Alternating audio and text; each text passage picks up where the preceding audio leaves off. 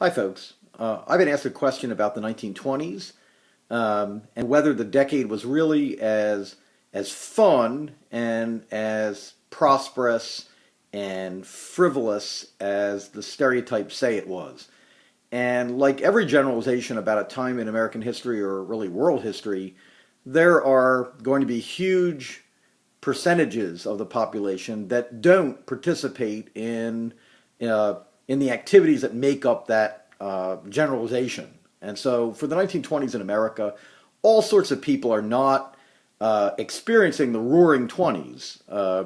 That really probably would fit the experience of some privileged people who are tapping into some of the new wealth that the economy is creating in that decade. But many Americans uh, experienced flat wages and very little material prosperity during that period. In the discussion forum this week, I've mentioned the farm depression of the 1920s, that rural America is already in conditions that resemble the coming Great Depression of the 30s.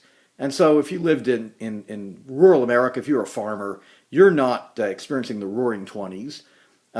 Likewise, if you live in Appalachia, the mountain states, in the Ozarks, those people are struggling and living in poverty. If you lived in the Mississippi Delta, likewise, you're probably living in poverty. Native Americans, of course, on reservations are not living the roaring 20s stereotype. And even elements of the mythology of the 1920s, if you examine them closely, you might find out that they're not really what you expected. For example, people talk about Al Capone as a colorful figure in the Chicago of the 20s and 30s. And of course, he's associated with bombings and murders. How fun and frivolous is that, really? And if you consider speakeasies and the fad of the Prohibition era of sneaking out to get an illegal drink, I'm sure a lot of people had fun doing that. But thousands of people every year are victims of toxic products that find their way into the speakeasies and are in some cases lethal. So it depends on who you are and where you are, whether or not your experiences fit into the decade stereotypes.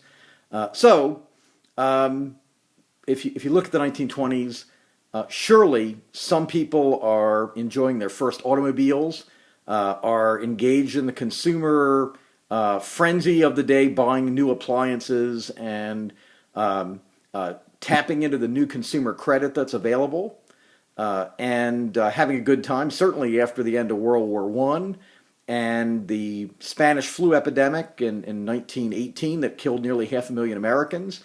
I'm sure for many people the 20s seems like a welcome relief, but it's complicated. So I hope you have a good weekend, and I will talk to you folks later.